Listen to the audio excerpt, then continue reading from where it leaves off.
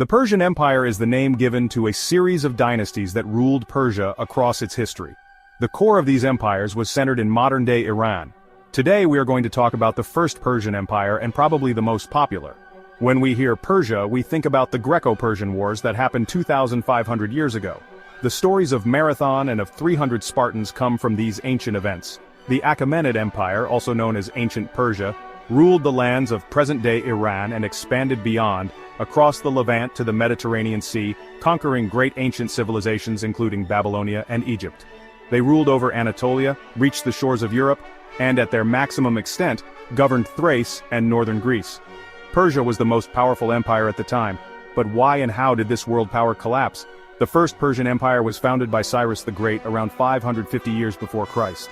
It became one of the largest empires in history, stretching from Europe's Balkan Peninsula in the west to India's Indus Valley in the east. This Iron Age dynasty, sometimes called the Achaemenid Empire, was a global hub of culture, religion, science, art, and technology for more than 200 years before it fell to the invading armies of Alexander the Great. Cyrus the Great began as the leader of a tribe of semi-nomadic people on the Iranian plateau.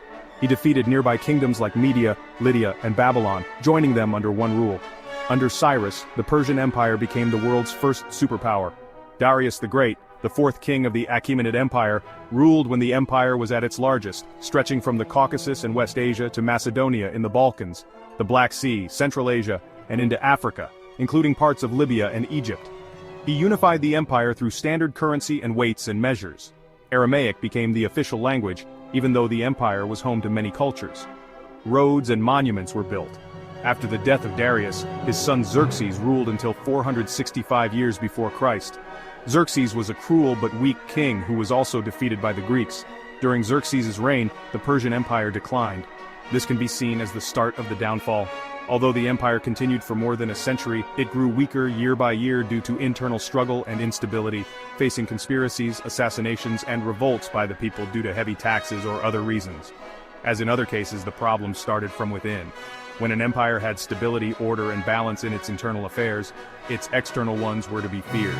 At its greatest extent, it was larger than any previous empire in the known history of humanity, covering an area of 5.5 million square kilometers, incorporating various peoples from different origins and faiths. It had to be ruled carefully. A big giant is powerful, but may fall under its own weight. The Persians developed a clever system, notable for its centralized bureaucratic administration. The empire was divided into regions called satrapies, each under the rule of a satrap, and every satrap was under the rule of the King of Kings.